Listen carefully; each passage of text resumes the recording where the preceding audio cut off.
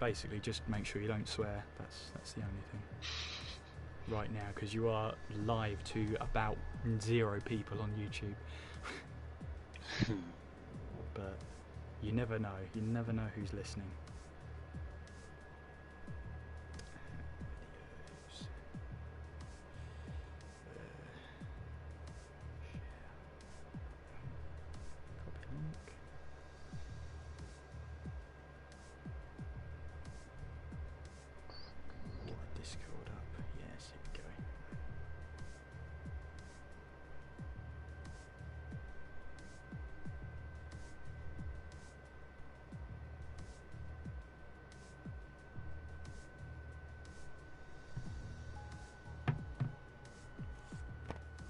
Well, good luck. Have fun. Thank you. You too.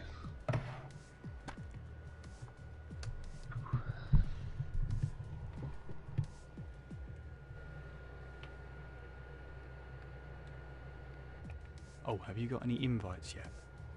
Yes, I just got one. Do you need one? Yes, please.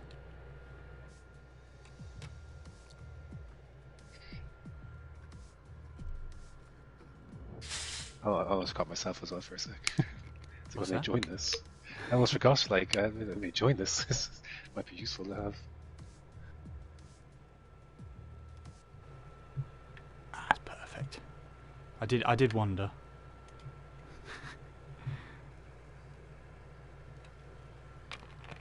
Yeah, actually, good point. Right, I can tell Tom's watching us because the view count's gone up to 1. Right, I'll invite you as well. Oh, menu likes to slow down. I've noticed that. Graham. There we go. Cool. Okay, we're good to go. You ready? Yes. Okay. Don't forget to spectate as well. Right, here we go. 10 seconds.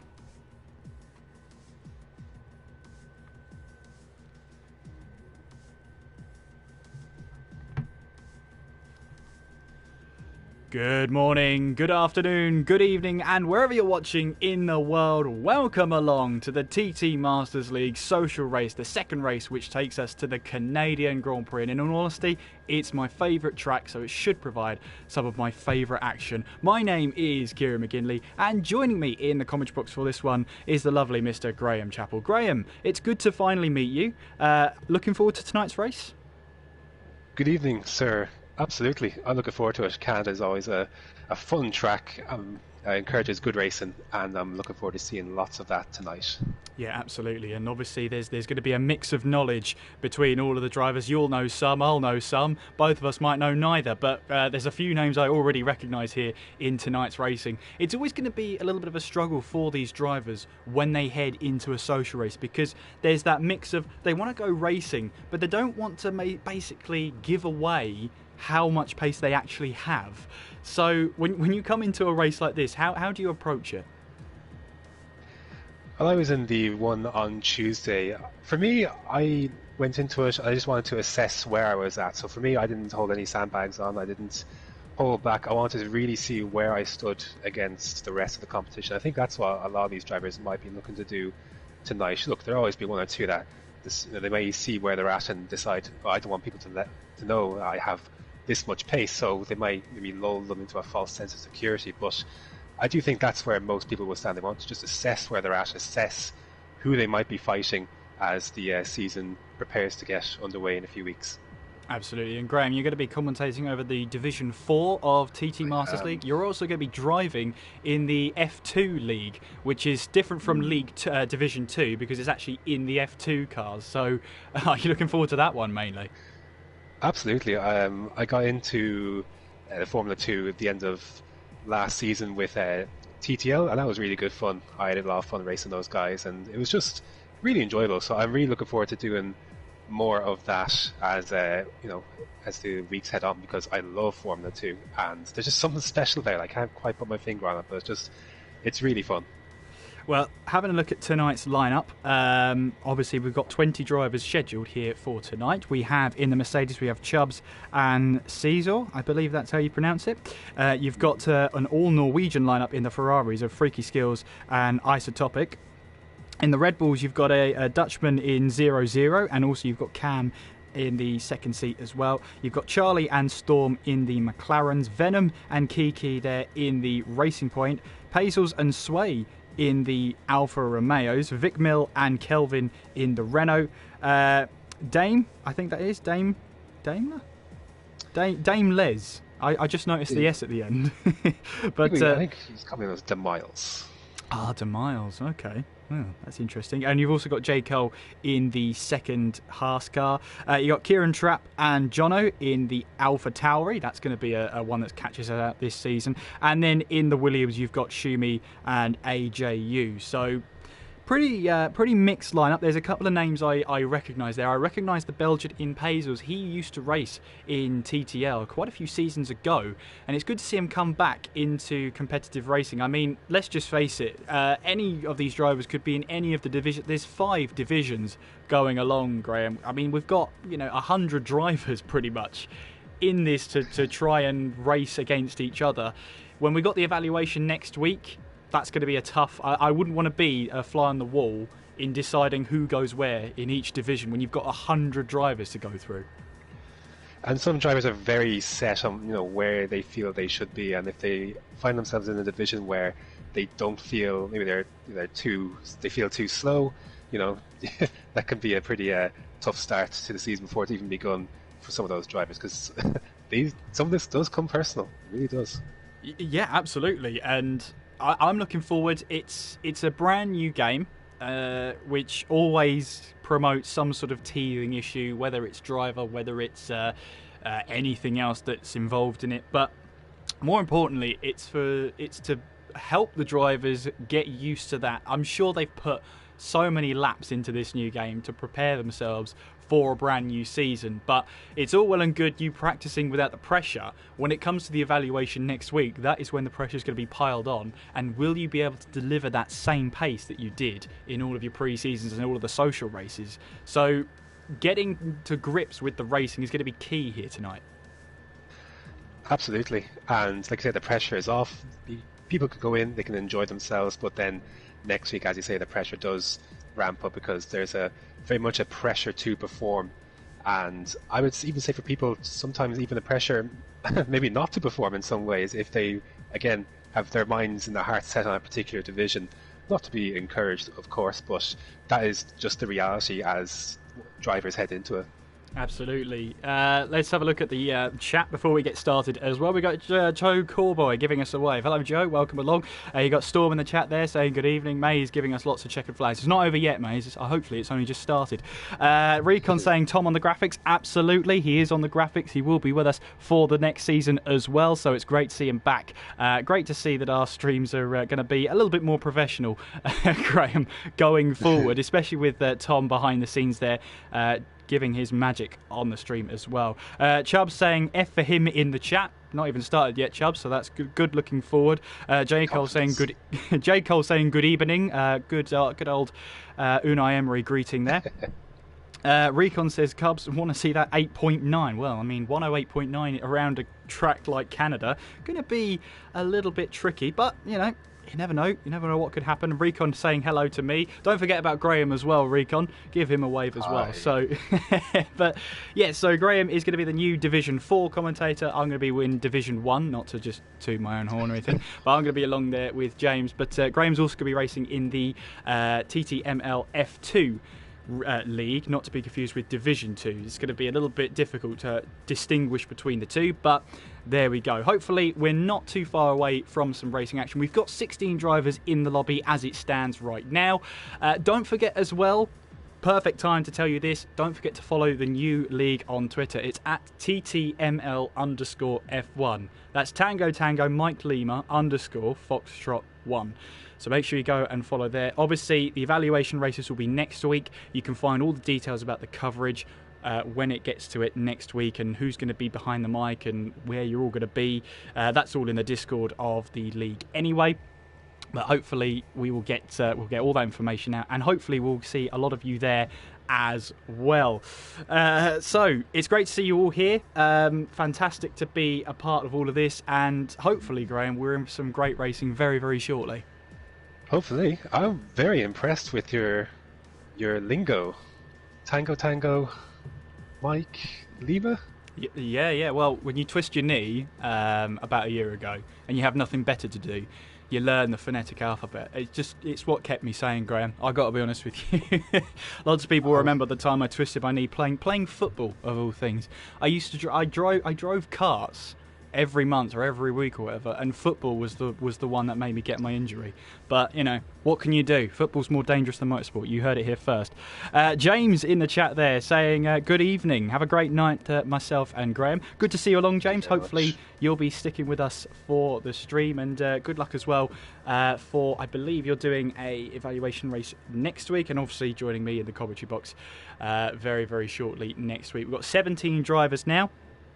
So hopefully we aren't too far away from getting tonight's proceedings started. But as you'll see, hopefully this is a good chance for us to test out, and this is a good chance for Tom basically to test out a brand new intro. More on that when we get to it, but we're not far away, I can tell you that right now. I'm looking forward to this. Tom gave us about a 25-minute briefing on how things are going to run for the season, how things are going to run in general as well. But I promise I might have listened. Tom, I can't promise that I did. I mean, I did go over a certain thing with you about 20,000 times. So if I get that bit wrong, not great. But, there we go. So 18 drivers now, so hopefully, fingers crossed, we've only got 2 more. So it's just keeping us on edge here, Graham, really, isn't it? That's all they're doing. It's always, they're trying to make us try and find things to talk about before you can get into the real juicy stuff. So thanks. Absolutely. Well, as long as we're not talking about the weather yet, we're doing okay. That's next up on my list. No, I'm kidding. But obviously, Graham, you're going to be a little bit of a sort of a driver pundit, if you like, when we come into this. At least for this race, you'll be leading, hopefully, the Division 4 leagues there, or at least the stream.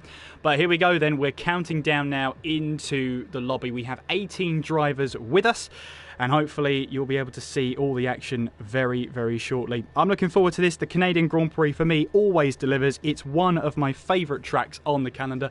Maybe because it's around the weekend of my birthday. That probably helps as well.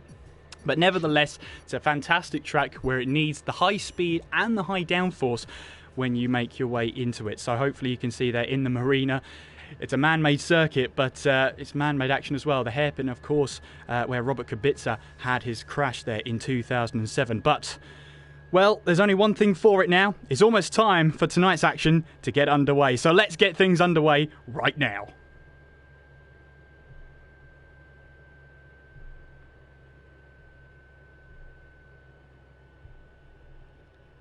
Well, hello everybody. This is a brand new intro, and here we are at the Canadian Grand Prix. A fantastic place to be. A man-made island. Perfect for the amount of action we're going to be having today. The social race, the second social race, I should say, of TT Masters League, of course, with the evaluation coming up next week. It's been the scene of Jenson Button's famous 2011 win with a race that went on for almost 4 hours. Well, the Canadian Grand Prix then, 14 corners, covers about 4 kilometres here on the track, with lots of undulation in places, especially in that first sector. Watch out for the overtaking opportunities into turns 1, 2 and 3, and also down towards the hairpin. You've also got that dreaded Wall of Champions in that final chicane, ready to catch out drivers who are just willing to push the track limits just a little bit too much. Well, here we are now in qualifying. Perfect transition, I hope, in towards qualifying, and we have 17 minutes on the clock for drivers to set these lap times. Short qualifying here, and it's a perfect chance for drivers to get their noses in and see how it's all going to play out. But I'm really looking forward to this, Graham. Absolutely. And you mentioned drivers looking to take liberties. I think we'll see lots of that possibly tonight. We'll see how many of those end up in a barrier, very narrow circuit, despite being, one of the a long-time fixture on the calendar. It's one that will definitely catch you out if you're not paying attention. Plenty of opportunities to do it. Drivers will have to be careful as they head out onto the track. Absolutely, and as well as that, 3 activation zones of DRS, 2 detection points. We've got a detection point just on the exit of turn 9. It's very early on the run up towards turn 10, so get the move done into the hairpin and you've got yourself some DRS on the exit. As well as that, you've got a detection zone just before turn 6 with that short run through 8 and 9, able to get you some action there. It's a new menu as well, Graham, we've got to get used to, that is for sure, as we ride on board with Venom. No longer can you click the driver and that's the one it goes to. You then have to scroll down one to spectate, so that's going to take some getting used to. I'm going to be clicking the X button the whole time trying to get to a new driver, and it just won't be it won't be doing anything, and I won't know why. But that is again something we have to get used to. Something we have to get used to as well is calling what was the Toro Rosso team now the Alpha Tauris. Yes, 2 alphas on the grid. They love to do this, don't they? There's always some sort of mix-up that just adds a bit of unpredictability to it. Maybe it's Racing Point and Force India last year, Alpha Tauri and Alfa Romeo this year. They just never leave us alone. Never give us a break. Never, ever, ever. And you know what? I wouldn't really have it any other way, to be honest with you.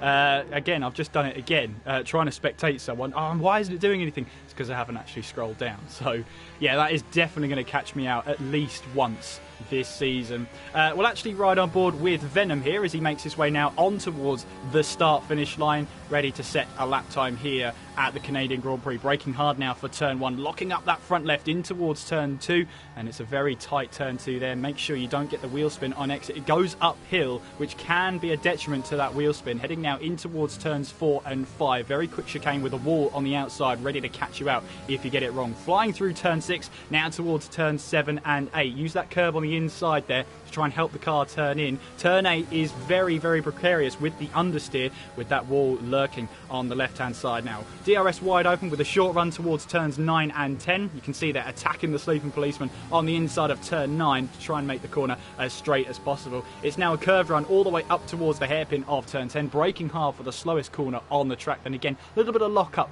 on the front right tyre. Get the wheel spin perfect here because you've got the longest straight here. About 15 seconds you spend on the throttle pedal now, all the way towards the last chicane, and the wall of champions lurking on that right hand side now. There's a bit of a bump in the road, that's your braking zone there. Taking liberties as well with that sleeping policeman. Oh, both curves now straight line all the way to that start finish line, and that is a lap there by Venom, but it won't count. Isotopic there at the top of the table, the 110.1 at the moment. There he's in the Ferrari, but there is Sway then with a 108.6 in the Alfa Romeo. Gets himself now top of the table. Interestingly, driving car number 7. I didn't think that was possible, but there you go. He is driving car number 7 as he makes his way all the way through, but currently leading the way at the top of the standings here. And of course, with the new game, Graham, as well, comes a new set of DRS. Obviously, there's no need to change everything around as you go through qualifying, at least. You've got 2 settings. You've got it either turned off or on hot lap mode. So there's no having to fix and switch which one is which.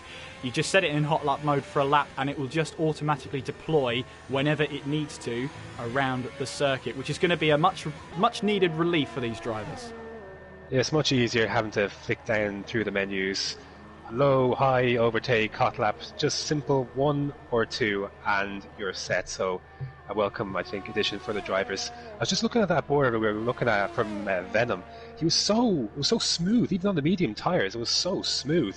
As one thing I've been really struggling with is like low corner grip. But Venom just looks so comfortable, even on a set of mediums where you're lacking that optimal grip, obviously, that you would get from a set of softs. Just looks so comfortable in control. It's really nice to watch. It's a shame he invalidated just at the end of the lap there. Absolutely. Cesar is now out on track. Then in the Mercedes, we've got a bunch of lap times set on the board. Well, pretty much half of them have been set on the soft tyres, half of them on the mediums. It's a very, very happy medium there. Medium tyres seem to be doing a really good job out there. 109.3 from Corboy on those mediums compared to a 108.6 from Sway on the soft tyres. And of course, as we see that lovely hairpin there, let's just get a good view of that one as they make their way through. Oh, the Red Bull there getting a little bit of a tank slapper on the exit of turn 10. But it's just, one of my favourite tracks for a very good reason is because it demands the high speed but also the high downforce as you go through turns 1 and 2. So finding the setup here is so crucial when you're heading to the Canadian Grand Prix. Oh, that Seesaw going into the wall of champions. That's going to be a little bit of damage on that front wing, surely, as he crosses the line there. And that's a new thing as well. You can get a lap time invalidated for hitting the wall. So that's another thing the drivers have to watch out for. Only seems to add insult to injury, though, doesn't it? You just getting into the wall is it's not enough of a punch, but apparently we need to invalidate your lap time as well. Harsh, but that is those are the breaks. But it's nice, isn't it, to see a nice. You don't get this at all the tracks. A nice difference of strategy even in qualifying. Normally we're just used to people putting on the fastest set of tyres and away you go. But I'd like to see a little bit of diversity in the strategy, at least so far. Of course, as qualifying goes on, you might see some of these medium runners put on a set of softs to end the session and just put on the mediums first to build up the confidence, and as time goes on, then you really let loose as the session begins to wind down on softs. So we'll see what happens. Absolutely. Zero there, setting a 109.3, improved on his own time by 0.6 of a second, and now gets him onto the second row of the grid there in 4th place.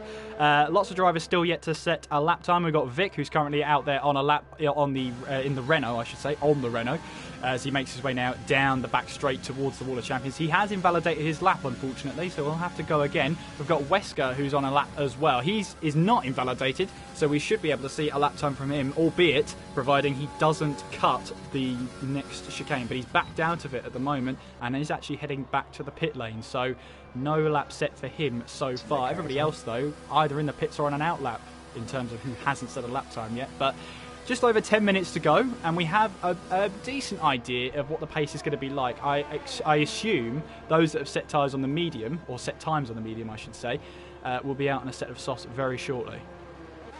I expect so as well. Got Venom starting his lap as his teammate pulled in. He carried on, but yeah, I do expect that's what we'll see. We'll see a set of softs come the end. You just mentioned Zero. He got 3 laps on his softs.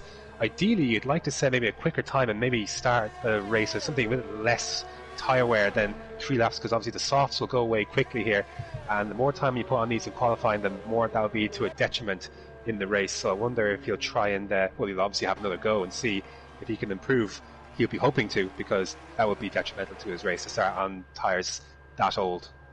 Yeah, that is going to be a huge thing as well. We've got 35 laps here of the Canadian Grand Prix waiting for us in just a short while, but as Venom now makes his way down towards that final chicane, through he goes. Now, is this a lap or is this an out lap that he's tricked us with? Let's have a look as he heads his way towards the line. It was a lap. That puts him top. 108.1 from Venom there, as he now makes his way to the top of the table in the Racing Point.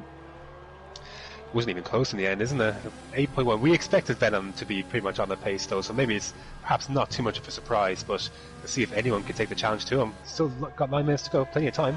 Plenty of time indeed, and also remember that this is the social race, so you've got a mix of abilities in here as well, racing against each other. This is just the perfect opportunity to see where things stand as of right now. But it kind of reminds me, Graham, in football, where it's just sort of pre-season. You don't want to reveal to your rivals how good you might actually be, so you might just sort of lift off into some corners and maybe, I don't want to set a 107 right now into this part, otherwise I'll regret it in the evaluation race. That's the place where you need all that performance that you've got. A bit harder to sandbag, because you could just stick the ERS deployment in none or low, and you could sandbag that way, and let people, mislead people a little bit in terms of your pace. But you're not going to have that option anymore with the 2 ERS ones we were talking about earlier. So that's one option that's been taken away if they want to hide some of their cards. Yeah, absolutely. Well, they could run a lap in 0 ERS. That is theoretically possible, but the ERS here, even at mode 1, which is medium now, there is no low setting anymore. It's just a medium. Even then, that is still quite powerful. It's going to make a 2, 3, 4 km/h difference depending on which circuit you're at. So, it is crucial when it comes to this. There's no offsetting when it gets to a race. Which is, I think, what you were pointing out. But there is an offsetting in qualifying, so it's a little bit this and that at the moment. But I can understand why they've done it, so you don't just harvest the ERS unnecessarily as you make your way through. But we've got just over 7 minutes to go, and it is Venom who is top at the moment with a 108.1. Sway has improved, I believe, his time. He's now a 108.6. Corboy in third, with Jaco fourth. Jono rounding out the top 5. He set his best time on a set of the mediums. As I say that, Trap then goes up to P3, and with LFC after his name, I'm pretty sure he's had a fantastic month already. Let's see how he gets on tonight. That he has. Sway just improved there, 8.176, very close to Venom, closer than I thought he may have been. So Sway looking very much on the pace here tonight. Going to give Venom a run for his money. He is indeed. Yeah, absolutely. Well, what's that? 0.02 of a second difference between the two of them. It's under 0.03 of a second, that is for sure. Sway makes his way through. So that puts Trap in third, Corboy fourth, J. Cole fifth. Caesar actually now gets himself up to sixth place on the standings in the Mercedes. So he's onto the third row of the grid for now. Jono now in seventh, as he was in fifth, as Caesar makes his own track there going through. But Jono, who is currently on a flying lap right now in the Alpha Tauri, making his way up towards turns 7 and 8. We've got yellow flags there, but I think that's just Caesar letting drivers through. Right on board with Jono then as he makes his way through. Of course, this is a test stream not only for everybody else, not only for Tom, but it's also for us as well to make sure we've got the audio settings and the video settings right as well. So if there's anything that sounds a bit off, if it sounds a bit quiet, if we sound too loud, obviously let us know. Jono actually set a purple sector in sector 2 there, so that's a really good lap time so far. Can he get himself up the order, maybe even get a chance of pole position? Let's see as he makes his way now down the back straight. We've got a racing point there pulling off to the side to let the Alpha Tauri through as he makes his way now down towards that final chicane. Of course it is a social race, but that doesn't mean that the rules still aren't in full sway. Jono makes his way towards the line and it's P5 with that purple sector 2, so I reckon there's still a bit more time for him to find there. I think so. He went a bit deep into the hairpin after setting that purple sector 2. Nice clean chicane, maybe could have attacked a bit more, so I definitely think there is some time to find there for Jono in sector 3 for sure, but a good basis to work with, an 8.8. I think getting a lap in, because so easy to invalidate here, getting a good lap in early, really important, relieving some of that pressure off yourself later in the session as you're ticking down to just around 5 minutes. If you haven't set a lap time or a uncompetitive one, because of track limits and such, it just adds so much more pressure onto that last run. So it's good to see a lot of drivers here just getting that out of the way so they can just run free into this last push as we now tick under 5 minutes.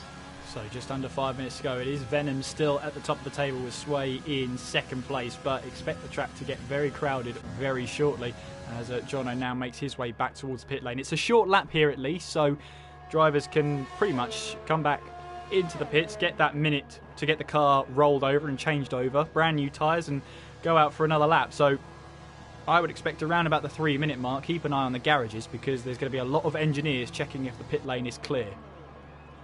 I think it's important, especially on a track like this where you can invalidate a lap in multiple different spots. There's so many spots you can invalidate your lap time that you give yourself enough time that maybe you have a second run in case you invalidate your first run. And not, again, talking about pressure, not putting all that pressure on to do it in one lap. You can do it, but it's so easy to invalidate around here. So I think giving yourself that little extra time to sneak in a second flying lap if you need to back off your first one due to invalidation, I think is really important. Well, here is Charlie then, hasn't set a lap time, one of 3 drivers that hasn't set a lap time so far, the other 2 being Wesker and Cam at the moment. But there is Charlie now making his way through turns 8 and 9 as he now makes his way towards the hairpin of turn 10, where we saw that horrifying crash for Robert Kubica all the way back in 2007. The great story about that one is that the year after he came back to win the race in 2008. Such a great story for the Polish driver there. Here's Charlie then making his way down the back straight and towards the final chicane. He too went purple through sector 2. They're all lighting up that sector as Charlie now makes his way through that chicane. Lovely bit of control there as he makes his way towards that start finish line. Can Charlie get himself up the order? Yes he can, up to P4 with a 108.7. Good lap from Charlie there.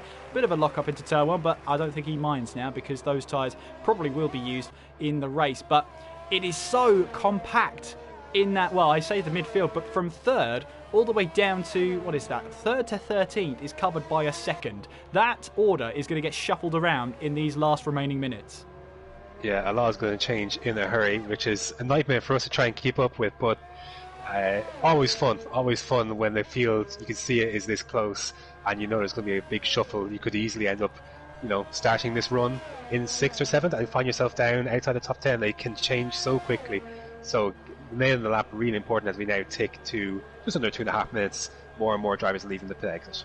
Now, a huge difference as well from this game to the last one is that in the last game you could run tyres about 75% before you really had to start worrying about them. Now that threshold seems to be down to 60% because the game shouts at you when you have 60% tyre wear. So maybe that's probably trying to encourage 2 stops more than 1 stops. So that might be something that drivers have to take into account, especially going into this league race, that 2 stops could be a more viable option, especially in these 50% races. But of course we won't know until we get ourselves going. So we've got just over 90 seconds of the qualifying session to go. We've got J. Cole, who's currently on a flying lap right now as he went through turn 9. A little bit of understeer from him there, but as we make our way now down towards turn 10, he's in the Haas right now, just locking up a little bit there on that front right-hand tyre, but now he tries to get the power down now on the exit of the hairpin and now down the back straight.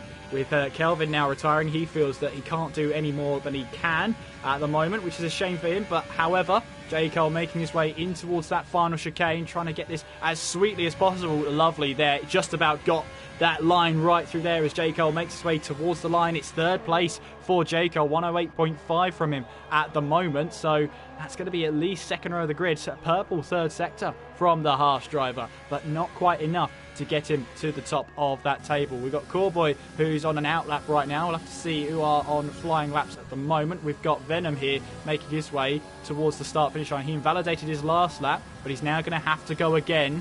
Currently at the top of the table, we've got Sway there, who's getting out of the way of Zero there. I don't know, actually. He's got 40 seconds to get to that start-finish line. That's going to be very tight, but I don't know, actually. Oh, he's got front wing damage on the right-hand side. That's why he's backed off. So no chance for any improvement for him. Jono as well, I think he's backed out of it. I don't know, 20 seconds is a very short time to try and get back to the pit lane there. Chubbs is now going to start his flying lap. Charlie's not going to be too far behind him as he's now making his way towards the hairpin. Actually, that's going to be very close. He's not going to make the checkered flag. Well, he's not going to make it, I don't think. With only 10 seconds to go, it takes you about 15 seconds to go down the start-finish straight. So he's left it a little bit too late then as he makes his way through now. Cam is on a flying lap. He has made the checkered flag, or he set a lap, sorry. He's now in 7th place. You've got Trap there, who's making his way through the hairpin. He's currently on a flying lap. Checkered flag is out then. So we've got cars finishing up. We've got Zero, who has now finished up his lap time. He's in 13th place for now. Let's have a look at Trap there as he makes his way now down towards the hairpin. He's cut that completely. He must have absolutely cut something there or got it right. But there is Venom, who is now top, 107.8. Only driver into the 107 so far. That's a great lap time from the racing point there. Cam is not on a lap time. Let's have a look at Cowboy. He's not on a lap time. He's invalidated his. You've got Vic here making his way towards that line. Can he improve on 11th place? No, he can't. He's a 108.9 from him, and unfortunately doesn't improve his position on the table. We've got Scuba now, currently P14 in the Ferrari Isotopic, doesn't improve, and Scuba backs out of his lap time and still goes 13th place. So what could have a lap time that could have been from Scuba? Even if he backed out, still a 108.9 from him. So that will do it here for qualifying, and a 107.8 is enough to get that pole position. Smashing lap time. Not a lot of people improved too much in the top end in the end. Just maybe mostly J. Cole get up to 4th there. But there you go. There is your qualifying results. Venom on pole position ahead of Sway, ahead of Jono then in 3rd, J. Cole 4th. Chubbs then rounding out the top 5. Should be an interesting race indeed. Absolutely. Top 9 separated by 1 second. Entire field, when you look at it, bear in mind it is a social race, 2.2 seconds, so that's not impressive. Too bad.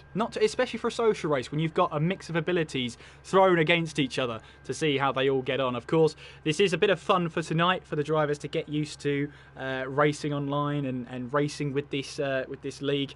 But when the evaluation races come next week, that is when it could get a little bit more competitive. I think it definitely will get a little bit more competitive when drivers realise that this is going to be the decision that's made on which division they're competing in for the rest of the season.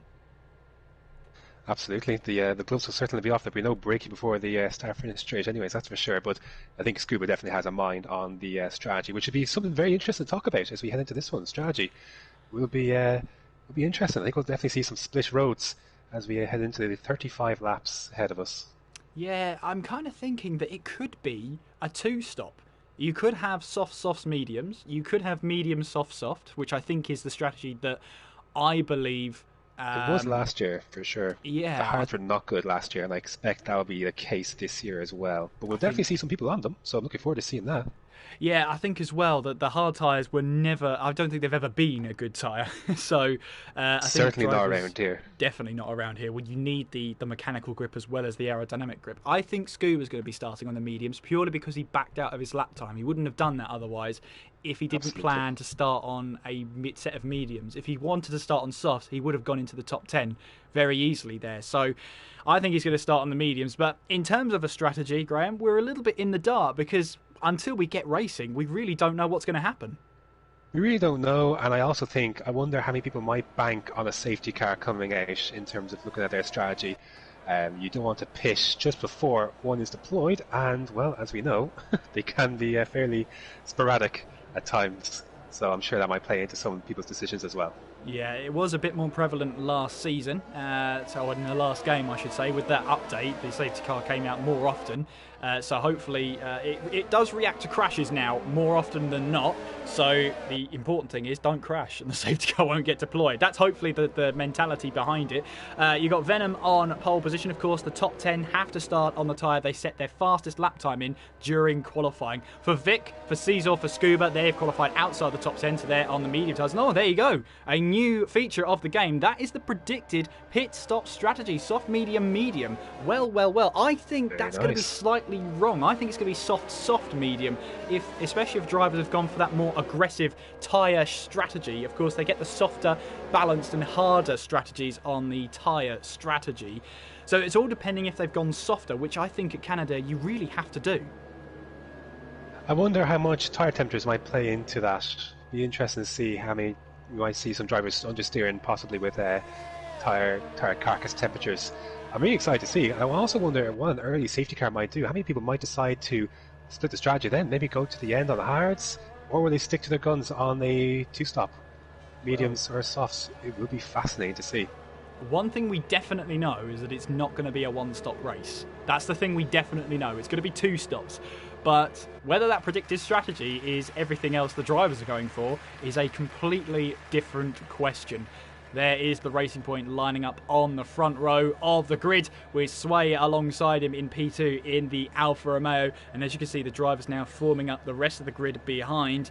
And we've got a Red Bull, and I think one of the last cars there is the Ferrari of Isotopic making his way towards the grid slot. But we are moments away from the second social race here in TT Masters League, as we are prepared to take on the Canadian Grand Prix. 35 laps await us here at the circuit Gilles Villeneuve, and we head up now. It is 5 red lights.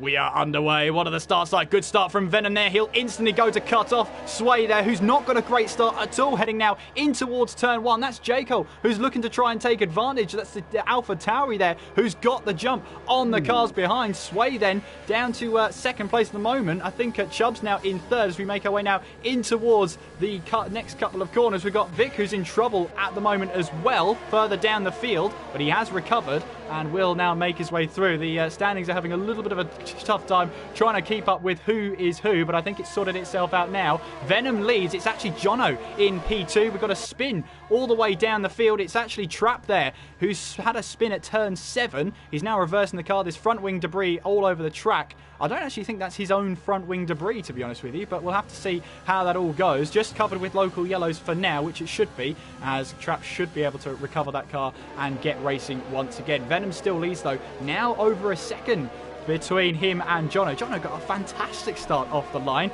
and of course there are your predicted stops. And now, yeah, you can see 2 soft tyre stints followed by a medium stint.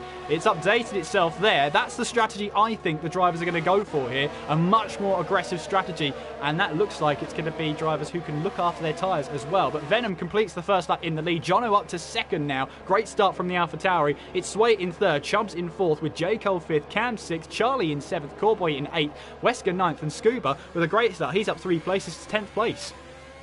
A couple of drivers I've noticed have got wing damage straight away. TTG Storm hit the back wall of champions heading at the last corner. Wesker got himself wing damage heading into the first few corners. So a couple of drivers nursing damage early on.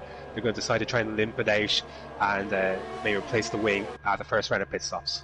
Well, obviously the predictive strategy there is updating as we go along. There's actually a 3-stop available now for some drivers, so that's a bit of an interesting one. I think 3-stop you'll lose a little bit too much time.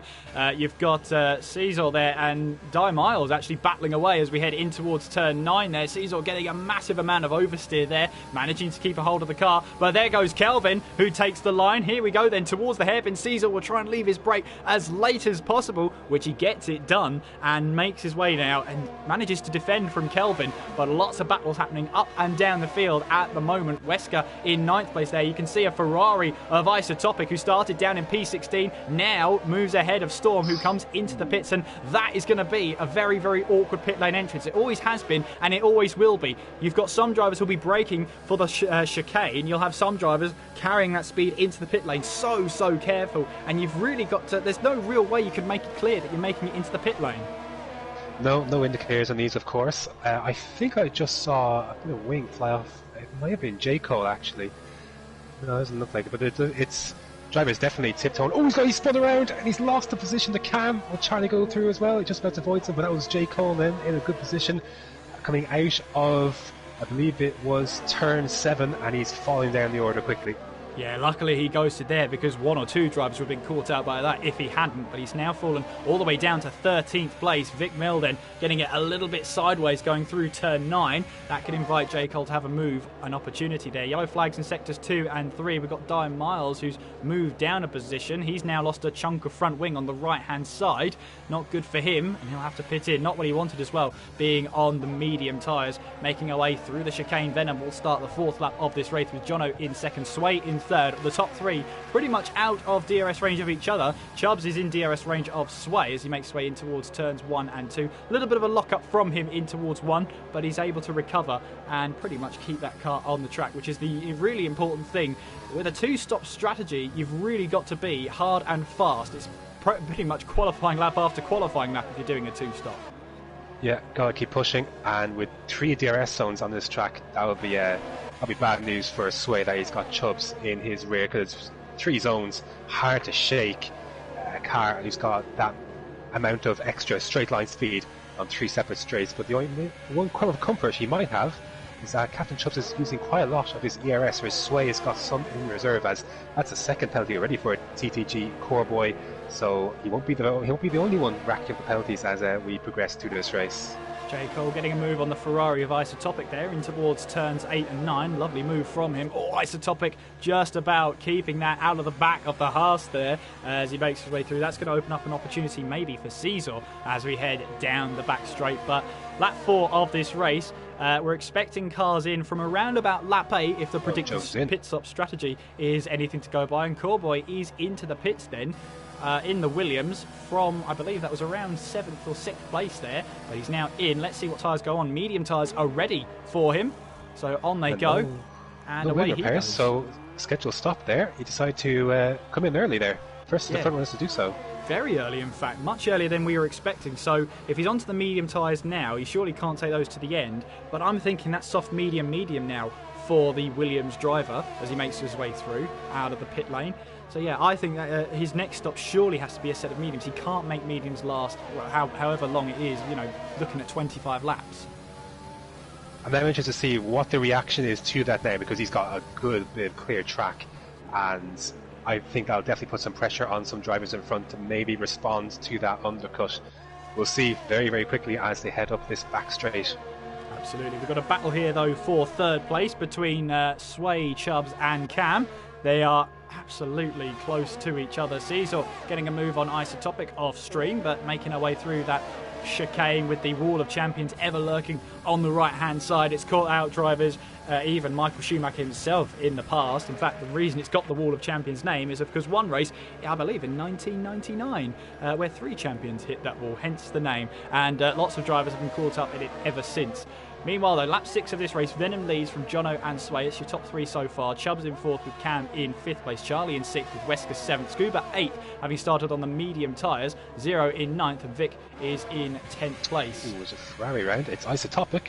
He has lost to coming out of turn 2, I believe. Yeah, it's turn 2. And into the wall. He's now not the only Ferrari with wing damage, because I've just noticed that Scuba also has some wing damage on that Ferrari as well, which is why he hasn't really overtaken Wesker at this stage, even though Wesker, we know, just the penalty there, has got wing damage as well. So I wonder if Zero then can lock in on this damaged pair of cars in front of him.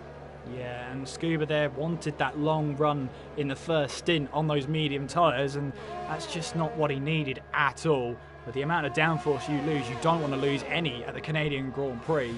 But he might have a little bit more straight line speed with that front wing damage, if it works like that, I wonder. But the balance of the car will be all out. You can see he's locking up there in towards the chicane. That's not great for him whatsoever. We've got Sway and Chubbs now into the pits from their respective positions. On will go a set of medium tyres for the Alfa Romeo. And a front wing change for the Alfa Romeo as well. Chubbs in, he didn't have to change his front wing. He's now onto a set of medium tyres, so we believe he's got one more stop to go. Strategy seems pretty clear, as you were talking about earlier. I wonder where Sway damaged his wing to have to replace it. He's come out behind Corboy, so that shows you how much time obviously is lost with a wing change, and obviously Corboy being on the fresh rubber as well. Just looking at he's got damage on the left-hand side of Scuba, so I'm guessing he's hit the wall coming out of turn 7. Very easy to do, as you kind of either have to correct the car or whatever the case may be. But I saw Vic just got by Zero that previous lap, and he's on mediums as well. So I think he'd be closing up to this pair. We're going to see a nice little battle here for P5, I'd say, in the next few laps. Yeah, absolutely. It's still Venom who leads though. Jono's second, Cam in third. We are expecting them in next lap. In fact, we've got Venom into the pits now. Jono, I believe, stays out, which he does. We've got a battle here going in towards the chicane. Charlie makes contact with the back of the Racing Point though, coming into the pit lane, and he has damage to that front wing now. Here's the thing, will a team quickly react to that with a front wing? They will. That was quick of them. Very quick response from the McLarens there. At least he doesn't have to do another lap with a front wing change looming over his shoulders. But he now leaves the pit lane. So that's good to see that the pit crews are now much more reactive. Yeah, good to see that. If only they handled double stacking just as well. But hey, we can dream, can't we? Chubbs. Still, he's actually moved quite nicely in this race now that he's obviously Sway has made a stop at the change of wing. Chubbs could be looking at a podium position here. We'll have to see if he gets the jump on Jonna, who surely will be coming in very soon, if not at the end of this lap, to get rid of those soft compound tyres. Only a few left on track who've got those on them. Yeah, you saw Venom there just get the move done on Cesar there. Pretty easy move. I don't think Cesar made too much of a battle out of that. Scuba, meanwhile, even with the front wing damage, wants to get past Wesker. He's got that DRS wide open now as we head down the back straight towards that chicane. Now, the advantage is that Wesker, if he needs to pit, will just go straight on immediately. But Scuba's gone down the inside in towards the chicane. Had to lock up there, had the racing line, but didn't get the exit. And Wesker there gets back ahead. There you go. You can see a pit window is open for those that started on the soft tyres to go and change onto the medium tyres for this race. Wesker, though, just about getting that move, or defensive move, I should say, stuck because Scuba was not willing to hang around at this moment in time. He's still not willing to hang around. Round the outside with front wing damage there through turn 5. Now in towards 6 and 7. He's still got the inside line. He's now round the outside through 7, and he's got that move done. The Ferrari moves into the lead of the race. Excellent move. It certainly was committed, and he's going to hold on to it with DRS as well. So good for him, and he's got the superiority with the tyres as well. Just coming out of the pits, Jono just emerged in front of Captain Chubbs. So that was a close call for Jono, but he is still ahead of that Mercedes, and he looks to put Kelvin under some pressure. Absolutely. Well, Wesker is not done with this one, but he's also got to defend from Vic Mill right behind him in the Renault, who has also started this race, I believe, on the medium tyres as he makes his way down the back straight. Scuba has a little bit of defending to do then as we make our way down towards the chicane once again. Wesker going up the inside this time around, and Scuba manages to just get out of the throttle a little bit. He realises that it's not worth going side by side as we head towards the start-finish line. Lap 10 of this race. There goes Vic Mill up the inside in towards turn 1 there, just about getting the car stopped. Scuba's got the inside line, making contact there, the two of them, but Scuba's just about kept a hold of second place, and it's as you were, first, second and third. And Venom's going to be joining this little scrap in a second. Of course, he has made his stop, so he's got to exercise caution as these cars are going to be out for a few laps yet on those mediums, and Wesker should be in soon on those softs. He's only one barred to miles. He's got those Softs on. Let's see then, Scuba with DRS is going to come back at Wesker. Will he choose to stay behind though? And he does, rather saving himself for the next DRS zone, because it'd be impossible to shake it the required time he needs, and then Wesker would just have another go as he did last lap.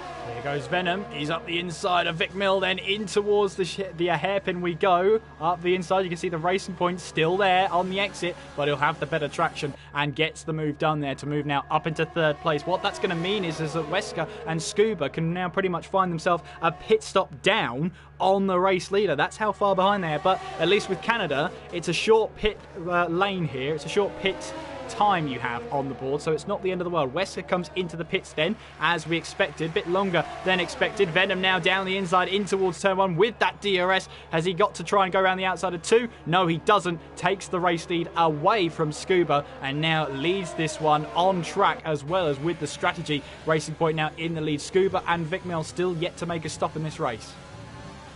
Yeah, the tyre delta can be a little bit confusing at times. It was a little off earlier, but still to make a stop, you can see, I'm not sure if it's showing for you, but Scuba, I'm seeing, has 0 laps on these mediums, which is not correct. And now we just have to try and hold off Vic, who is on the same strategy as him, having started on those mediums, and picks up a 3-second penalty.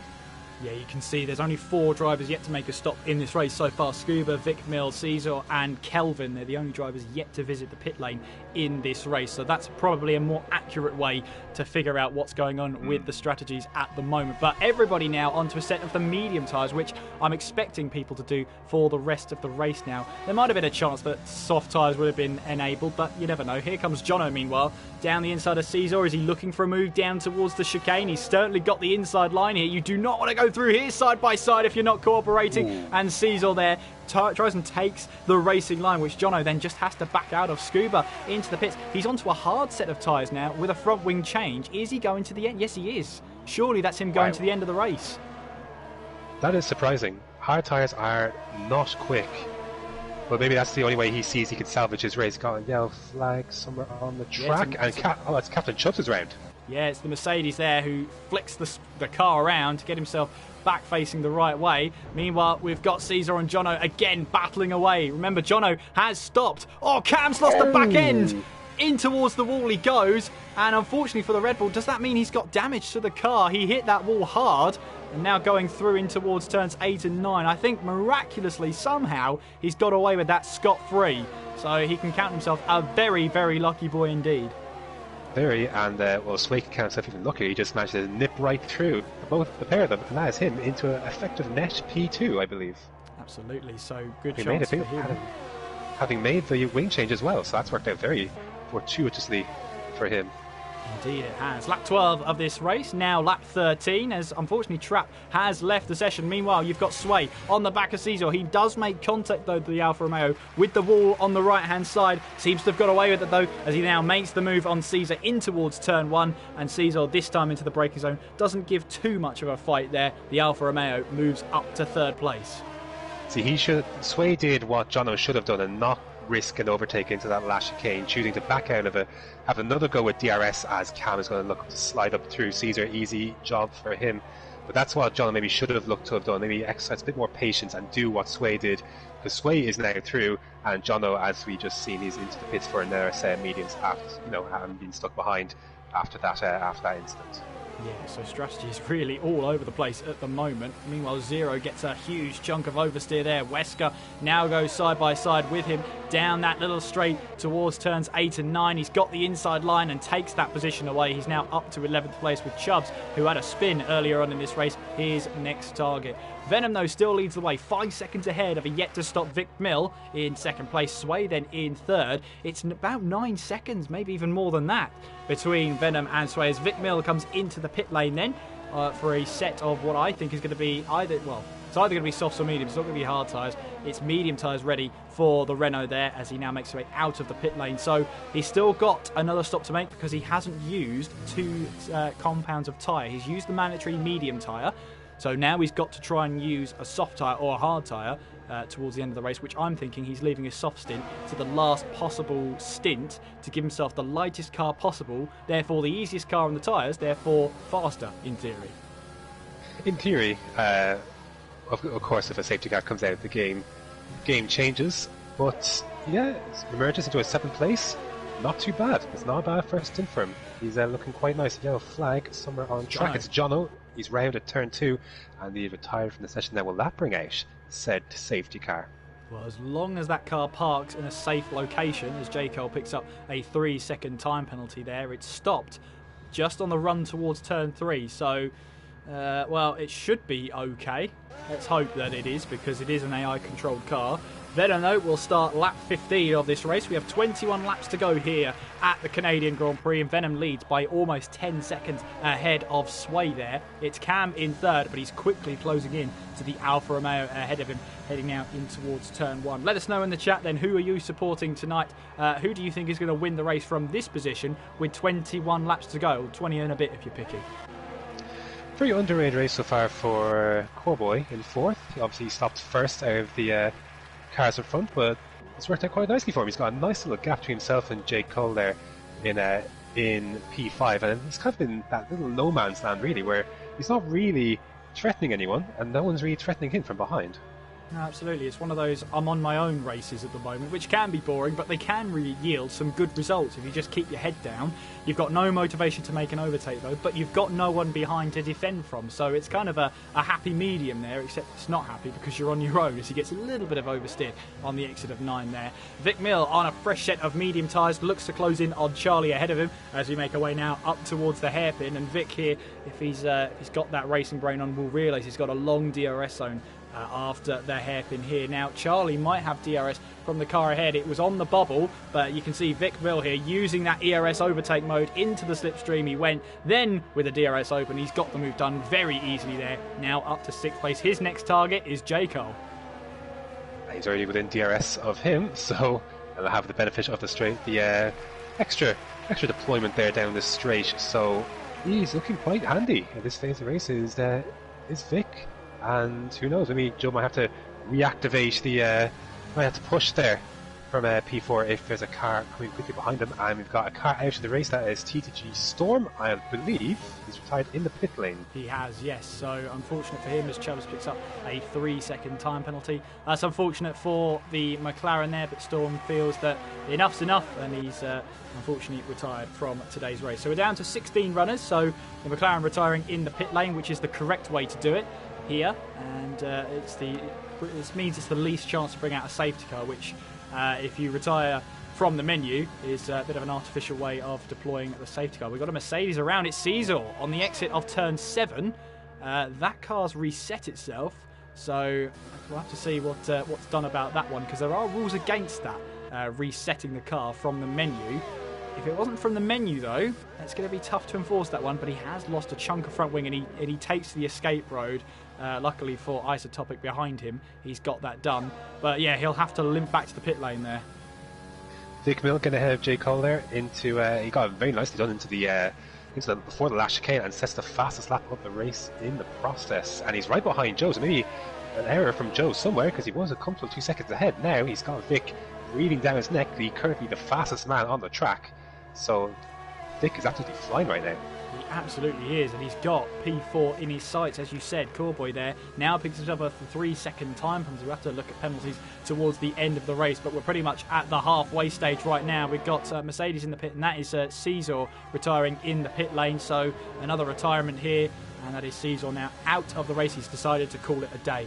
Meanwhile then, Vic Mill in a chance here, and a chance for him to get past Corboy down towards the hairpin. But of course he leaves that now because he realises he's got the DRS zone heading out there. ERS has been deployed. Now the DRS will open at some point down the straight. He moves to the right hand side, and Corboy, you feel there, feels it's a bit pointless defending that one as we make our way now down towards that chicane. Vic Mill now up into 4th. Be interested to see if he can make any inroads on the podium place here. 6.4 seconds. And basically just half the race to go. Podium could definitely well be on for the Renault driver, for sure. Absolutely. He's got 6.2 seconds to make up between himself and Cam, which we know the top 3 here are no slouches. Venom 12.6 ahead of Sway, with Cam in 3rd place. I mean, yeah, you can see Vic is actually closing in on that one. It's now down to 5.9 after 1 sector. So keep an eye on Vic Mill, that is for sure. Chubbs then moving ahead of Kelvin, who's come into the pits. for the Renault driver, now changing a front wing and going onto the hard tyres to the end of the race. We've got Corboy, who's around now at turn 7. So Corboy, who was running in P5, now is out. Well, he's not out of the race, but he's just trying to find a way back into this one. He's waiting for the Red Bull to pass, but it's a tough one.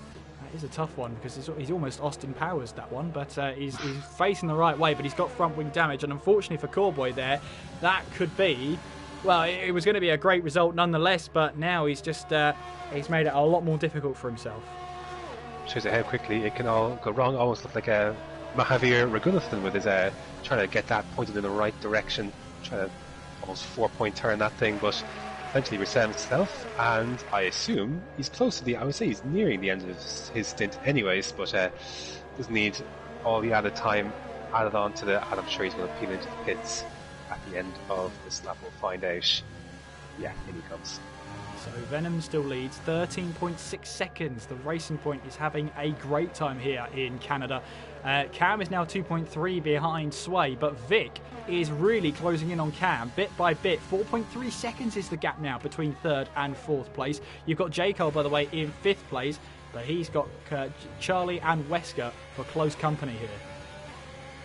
Vic obviously, as Miles is out of this race, obviously got a fresher set of mediums, obviously having gone long on his mediums to start, so using that to his advantage and continues to close down as an interesting battle here between Charlie, Wesker and J. Cole as well. Well, you've got here J. Cole and Charlie looking to try and get the move on each other. Well, J. Cole actually got the DRS from the ghost car of Kieran Trapp, who's not in this race. So that is going to be, an advantage there to help the Haas of J. Cole, which he'll absolutely take. No doubt about that one. You take any advantage you have thrown your way. Corboy has now been into the pits. He's rejoined now in 13th place, now trying to chase down Kelvin on a set of the medium tyres, which in theory, well, it should get him to the end of the race. I think so. J. Cole obviously benefiting from, of course, there's just one detection zone for those 2 DRS zones. It's not like Abu Dhabi where there's a second detection zone for that second part of the straight. So if you have DRS down one straight, you're going to have it down the other as well. So that definitely helped him stay ahead, at least for the last lap. See if he can hold on to the end of this lap, because Charlie is right there. Well, you can see there, J. Cole is going to have to try and hold on for this one, but Charlie now picks up a 3-second time penalty as they make their way now down towards the hairpin. You can see J. Cole locking up a little bit. He's run a little bit wide. You can see that Charlie stayed closer to the apex there to try and get the minimise the wheel spin, but he might be under attack from Wesker here as we head down the back straight. He will have DRS to help him defend from the car behind, but he's looking for a move now down the inside in towards the chicane. It's not normal to see 2 wide going through here, but Charlie's got the move done. It's a little bit of a bottleneck though, because you have to slow down so much to make the corner, but he's got the move done. Wesker now looking for a move up the inside of J. Cole, and he gets that move done, and in the blink of an eye J. Cole's lost 2 positions. Double disappointment. I'm not sure if he'll be too pleased how he had to back off quite a bit, didn't he? And obviously wait to turn in as Charlie went through down the inside. Again, not the most conventional overtaking spot you'll see often. Often it's turn 1, but yeah, he's lost out doubly so there. But he's got a little bit of a buffer behind. If he can stay within DRS here, maybe he can use this time to save a bit of ERS as Wesker looking to maybe put the pressure on Charlie in front, who's got a lot of ERS to boot as Wesker, so could be looking to jump a few places here as Wesker up to P4 potentially. Absolutely. We saw Sway come into the pits as well off the stream, so he's now rejoining P8, 5.6 behind Scuba, but more importantly, he's got some clean air to push as hard as he can. He's trying to force the undercut from Venom here, who stayed out for yet another lap. What does Cam do? How does he react? He comes in, reacting by pitting now as he makes way in towards the pit lane, and it's such a difficult pit lane to slow down for. You're doing 320 kilometers per hour, then you've got to slow it down to around about 80. On go another set of medium tyres for Cam. That will get him to the end of the race as he now rejoins the action. You've got Wesker here trying to defend as he's got past Charlie going through. So the race point now up to 3rd. J. Cole 5th with Charlie 4th now. Great pace from Wesker to get to 3rd place. And of course, he had to replace a wing earlier in the race as well. But I guess a 3-second penalty there though. I think with Sway, I'm not sure. I think he was just. I think it was preventative to try and prevent Cam from jumping him, but that seems to be what has happened anyways. Cam now ahead of Sway for what we believe is the net P2 once the stops all shake out.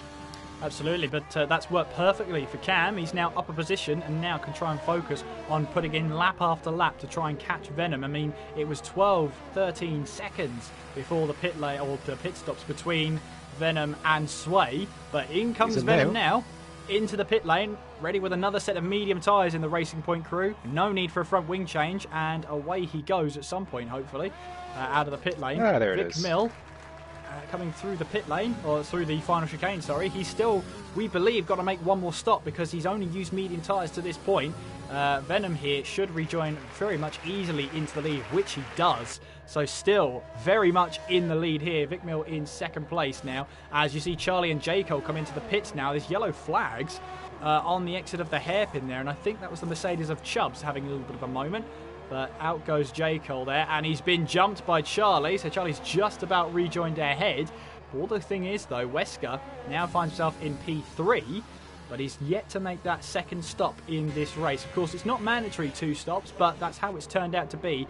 Well, really, apart from Scuba, he's only made 1 stop so far this race, and he's out on a set of hard tyres. Now, durability, he's going to make it to the end, but in terms of pace, he's going to be quickly eaten up by Cam and Sway here. Yeah, he's going to have company pretty soon, but after that, though, it's going to be a bit of an ask, would you say, perhaps, for Charlie to get back, catch it, in essence, 12 seconds, maybe 13 seconds to get to the back of him. So if he's going to do it, because it's going to be very late. It'll be interesting to see if Scuba can hang on. Of course, Charlie will be dragging J. Cole with him, so that'll be fun to see.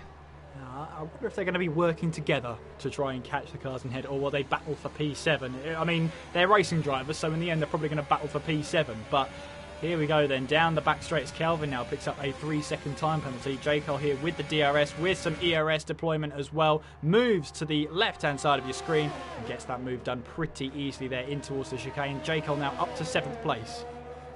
Sway's pace is looking very good at this stage of the race. I believe he set the fastest lap of the race a lap ago, and he is on the gearbox of Cam then P5 with Scuba just ahead of them. Cam might be helped by the fact that he's in DRS of Scuba, that might protect him, but for how long can he stay there? Sway is looking good. He is in a little bit of an oversteer moment out of turn 7 there for Cam, but he's managed to recover well from that one. Sway, meanwhile, you can see that yellow bar on the steering wheel is how much ERS he has to deploy. He's got quite a bit of it, more than half, whereas with Cam, he's got pretty much nothing in the tank there. So this is where the back straight here is going to be crucial. Is Sway almost being caught out there with the braking zone ahead of him. But now he's got all that ERS to use and actually saves it here. He's going to rely on DRS only. Here comes Cam, though, on Scuba, using what little ERS he has to get past the Ferrari. That could be crucial. Here comes the Alfa Romeo, then up the inside, and just about makes that move stick. Scuba will be wondering what on earth happened. Sway getting a little bit of oversteer on the exit of the chicane there, but he won't worry too much because now he's got a perfect opportunity to try and close in on Cam once again. That will have been coordinated. Those two are in the same party in the race, so I believe Scuba would not have fought him and lets him go. So that's worked out nicely for Sway. He can carry on his pursuit of Cam, but now this time the Red Bull does not have the DRS to protect himself this time. And Sway, as you mentioned with lap before, nice little advantage on his ERS as well. He's got plenty in reserve to have an attack with. Yeah, absolutely. And this is where J. Cole is going to struggle. He's not got much ERS deployment, and once that reaches the orange value on the driver's heads-up display, it pretty much deploys at half the pace that it would normally do. So that's the disadvantage. You get half the power once you go under 10%. But with Sway, he's got no need to worry about that right now. He's probably going to try and use it all the way down the back straight here. Of course, you can only deploy it for a certain amount per lap. But there you can see that green bar on the bottom of his steering wheel there means that ERS is now being deployed. And you'll see him close in on Cam at a rate of knots here. Moves to the left-hand side. He's going to be on the outside of the chicane. That won't matter, though. Sway gets the move done. And with that ERS build-up, he's got P4. I was looking at Cam down that straight. He actually hits 0 heading down that straight. So even though Sway was a bit behind, as J. Cole overtakes Charlie heading just before the last chicane, even though he was quite a bit behind coming out of the hairpin, just absolutely monstered him down that straight as Cam's reserves drained. And I think Cam has lost out somewhere because now Scuba has got through as well. Maybe we have a snap of oversteer perhaps coming out of turn 2. Yeah, absolutely. So he's now found himself behind the Ferrari, which I think will be quite infuriating for him. In fact, I know it will be very infuriating for him. But J. Cole here now making his way down towards turns 8 and 9, and he's got to try and make that move on Scuba all over again. Yeah, might not be too hard for him. He's got a tyre advantage, a significant tyre advantage as well. So even though he's got a lacking of ERS compared to the Ferrari in front, he has got a tyre advantage. As long as you're close, should be able to traction himself well enough to give himself a good run. Let's see if he can do anything this lap, as Scuba initially did deploy the overtake, but he's backed off it, so he thinks perhaps this lap isn't going to be the one that, or at least this straight rather, isn't going to be the one. Let's see what his exit is like. He might have a good chance here. Yeah, he's got a definite good chance here. Scuba, in fact, moves to the left-hand side. Yeah, he doesn't fight that one, so he can back through into P5, but he's now 3.5 seconds back from Sway there, which I think we'll find even more annoying now that he's got that gap there clear as day. We're on to lap 27 here of the Canadian Grand Prix in the social race 2 of TT Masters League. It is Venom who leads from Vic Mill and Wesker in third place. Sway not very far away now from a potential podium battle here. I'm just looking, I was talking in a few laps ago about the gap between Scuba and then perhaps, possibly J. Cole and Charlie, potentially catching him on those fresh mediums. Because they've done so much squabbling, it seems, they haven't really made as much of an inroad on that gap as maybe they should have on those tyres. The gap is still 9.5 seconds, and we're losing laps as there's now a flag somewhere on track, but everyone seems to be pointing in the right direction. They're losing out on laps to actually close that down. I think those hards will have turned out to be a nice little stroke for Scuba as Vic Mill comes into the pits.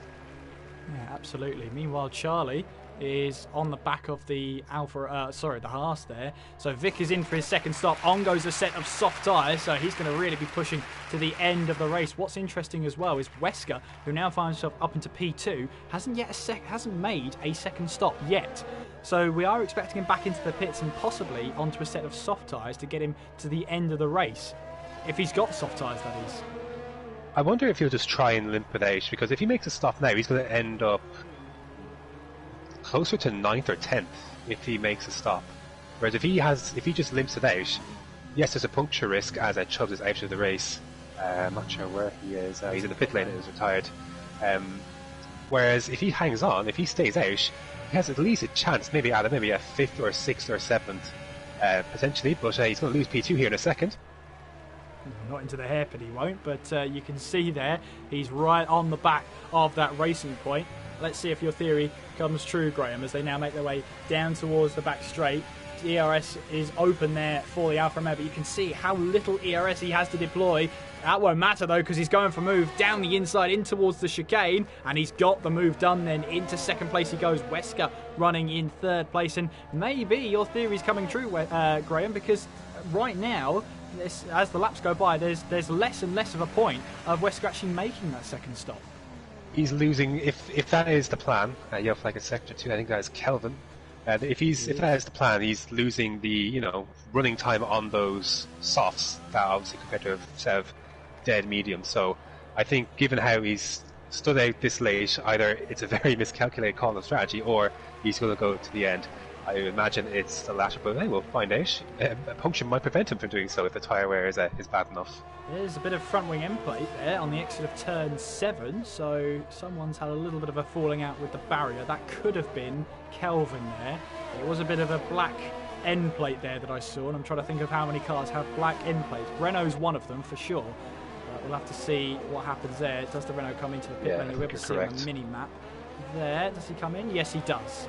So that is the Renault there, as we've got a Red Bull off the track. That was Cam having a big moment there out of the hairpin, and he has really got that all wrong on the exit there, so that's unfortunate for him. He's lost even more positions now. Scuba is in 4th place now with Vic in 5th. Scuba, who's going to the end on these hard tyres, and Vic Mill, who's emerged on these brand new soft tyres. Vic could have a chance of a podium here if he plays his cards right, and there you go. 1:10.4 is his fastest lap and the fastest lap of the race. He's flying, and of course with Wesker on a very old set medium front, he's got to get by this Ferrari as quick as he can. Funny how it all works out, isn't it, with the different strategies? Scuba going on hards, Vic on the sauce, and yes, here they are at lap 30 sharing the same piece of track as they did before the first pit stops. It's interesting how it all works out, but Vic has got to get this right though. Yeah, he has to get this right. It's important that he does. Scuba, of course, on the hard tyres. Then he's got Wesker ahead of him on worn mediums. This is his perfect chance to get a podium in this social race. Now making his way now towards turn 10. 6 laps to go. 5 and a bit if you're picky. In fact, it's going to be 5 laps to go right about now. 5 laps to go as Venom crosses that line. He's 19.5 seconds ahead of Sway. He looks very comfortable out there. That is for sure. Vic Mill, meanwhile, is on the back of Scuba with the DRS wide open. ERS being deployed, and look at that, just breezes past him down the back straight in towards the chicane. So Vic Mill now up into 4th place. 3rd place is on the table. 2.4 separates himself and Wesker. Yeah, he's going to be closing in. Let's see his lap time is 11.5, a second slower than his previous lap.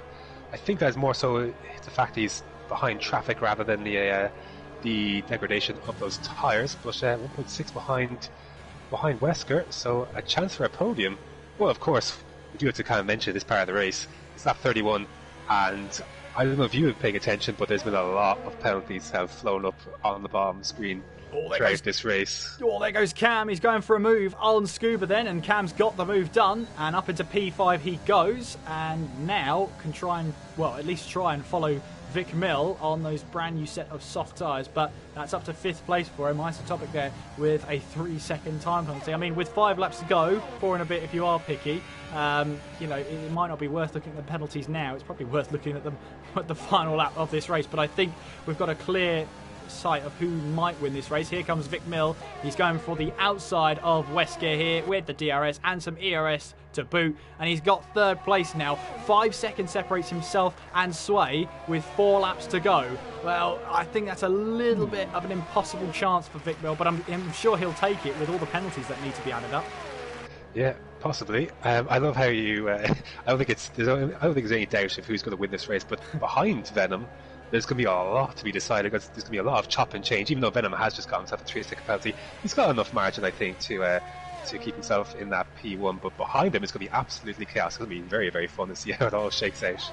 Yeah, it's going to be shuffling more than a pack of cards. It really is. So I have to keep an eye on that as we head our way through. But lap 32 of the Canadian Grand Prix, soon to be lap 33, as Venom looks like he's absolutely running away with this. This is what happens when a driver is just absolutely tuned into the circuit. No problem whatsoever for Venom. He's now going to build up this gap to more than 20 seconds, I believe, by the end of this lap. Lap 33, we have 3 laps to go here in the second social race here in the TT Masters League. Don't forget as well, the evaluation races are next week. So although these social races are a good chance to meet new drivers and to race against potential teammates and rivals throughout the season, this is going to be pretty much the slate wiped clean when we head towards the evaluation race, really. Very much so, as Joe Corby steals fastest lap, 10.4. Really, at this phase of the race, there's a couple of people just hanging in within DRS, but really, if you're one of the cars who've gone long and has been overtaken, you're really just hoping to kind of stay within a window. So Scuba here, all he would want to do is stay within a 3-second window, basically, of Cam and some of the guys in front. 3 or 6 seconds, this track can a bit more, if you're being good with penalties and you haven't picked up as many, a 6-second window can also do you just fine. But that's really what he'll be wanting to do at this phase, is just stick within a window. A couple of drivers will be looking to do that as well, and then take the chances as Wesker then has to defend from Cam. Cam goes through. Yeah, but arguably that might be to his detriment, because there's a detection zone. Now Wesker will have the DRS heading up this long back straight, so maybe not the best of timing there for Cam. Let's see if Wesker, who's got a lot of ERS left in the tank, can retake that P4. Cam losing the back end there. That's definitely not what he wanted. And now that is Cam all the way now back down to 6th place, and Scuba, but not the first time this race, just breezes past him again. Corboy getting a 10-second time penalty there for corner cutting. That's probably him straight lining one corner. As yeah, you can see he is straight lining some corners, but Scuba's right on the back of Wesker here as we make our way towards the line. 2 laps to go here. And the Ferrari looking for a dive bomb now in towards turn 1. He's locked up here. Now he'll be on the outside of turn 2 with Wesker not giving up on this one either. Out of the out of the second corner, I should say. Cam was right on the inside there. He's still on the inside now, flying his way through past the racing point, and Wesker there will definitely feel hard done by there. He's lost 2 positions there. Scuba going for the move up towards turn 1 there, but now he's got to deal with Cam behind him. Well, he sent it, didn't he? He certainly sent it. And looking good. Got 2 laps to go. Well, almost 1.5 if, like you say, being picky. It's going to have to hang on a little bit longer, and that won't help either as we get to the business end of this race. Vic's tyres, his softs, they've gone away from Sway. Is looking comfortable then in that P2, and they could just settle into P3 as we watch the battle unfold behind them. As Wesker is now dropped out of DRS. I wonder, did he pick up any? I don't think he picked up any damage on the contact. I don't think he would have. No, Wing looks okay. Scuba looks okay to keep this position, helped, I think, by the fact that Cam is running quite low on ERS, but as is Scuba, so let's see how it plays out on this final lap. Absolutely. Well, we are on the final lap right now when you've got Venom now making his way towards turns 8 and turn 9, as he has pretty much dominated this race as we head our way through. He's had a great drive today. This will be a really good encouragement boost for him as we head towards the evaluation races next week. But he makes his way now through the hairpin, and he's really only got the Wall of Champions to go. So long as he doesn't bin it, that's the last thing I want to do. He'll probably take the... Could you imagine? I mean, I can't imagine, to be honest with you. I can only see if it happens. But we are now making his way through the final chicane and past the Wall of Champions one more time. Venom now makes his way through. I thought he was going to go through there at 60 kilometres per hour. I thought, why not? But here comes Venom then, weaving his way through to win the second social race here in TT Masters League at the Canadian Grand Prix. Dominant drive from Venom there as he takes the win here in Canada. Sway then is going to make his way towards the line, but we'll have to wait and see what the penalties are going to be like. Sway making his way towards the line. He'll finish second on track, but of course, what's going to happen here then as the Alfa Romeo takes second place.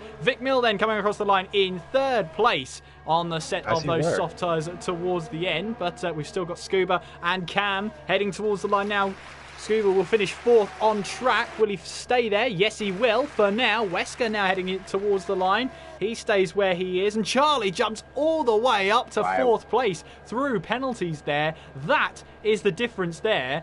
As you can see, J. Cole now fifth, Scuba in sixth, with Cam in seventh, Wesker eighth, and Zero will be making his way towards the line at some point. He's just making his way now down the back straight, but he is the last person to take the checkered flag. He's going to finish in ninth place and be the last of the finishers on the lead lap. He's making his way through that final chicane and towards that start-finish line. But your race winner here for the second social race of the TT Masters League, Venom, wins by almost half a minute. Was it ever in doubt after the start? Well, who knows? Well, very comfortable for Venom, absolutely in control. As you know, it looked like he just looked, even going on board and qualifying, he just looked so on top of everything, even on a set of mediums, and that translated very much to the race. A very deserved win for Venom. His pace very, very evident if tonight's shown to be taken into account. Absolutely, and the in-game fans have voted for Vic Mill as driver of the day. I think he thoroughly deserves it as well. Third place for him, and a strategy there of medium, medium, soft really helped him towards the order towards the end of that race. But there is your race winner in MCR Venom, who's dominated today. Thoroughly deserved. Vic Mill, very solid drive, kept his nose pretty clean as others got damage around him.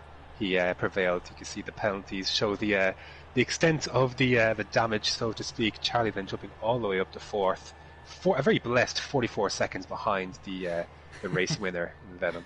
Oh, I like that one. But here are your official, unofficial results then for the second social race. It is Venom who wins the race from Sway and Vic Mill in third place. Starting from 11th place, Charlie in fourth with J. Cole fifth and Scuba in sixth, making the one-stop work a treat there at the end of the race. Cam in seventh with Wesker in eighth, Zero ninth, and Isotopic rounds out the top 10. It's Scoreboy in 11th with Trap, Kelvin, Chubbs, Miles, Caesar, and Storm and Jono all not finishing the race. Fastest up of the race went to Corboy with a 1:10.445. So that was nice for him. And that does it for the second social race. Obviously, make sure you are following or at least subscribing to the channel down below. Hit the notification bell so you're notified every time we go live. And of course, we'll go through the Twitters in a moment. But Graham, first time with me, first time on a brand new game in the commentary box. You confident for Division 4 now? I feel a little better about it, for sure. That was good. I think once you get started, it's not too bad. But that was an enjoyable race. Certainly action-packed, as we were hoping to be fair. Absolutely, and hopefully you'll be joining us for what will be the evaluation races next week. So go follow the league on Twitter, should be on the screen now, at TTML_F1. Make sure you go and follow them as well, and they'll keep you up to date with all the streams that are happening next week, including all of the evaluation races. Well, that about does it here for the second social race. There's nothing else to say other than we look forward to seeing you at the evaluation race. And Graham, it's been a pleasure to be alongside you tonight. Pleasure's been mine. Thank you so much. Well, hopefully we will see you next time here in TTML. Until next time, thank you very much for watching. I've been Kieran McGinley. And I've been Graham Chappell. Take care of yourselves, and we will see you next time.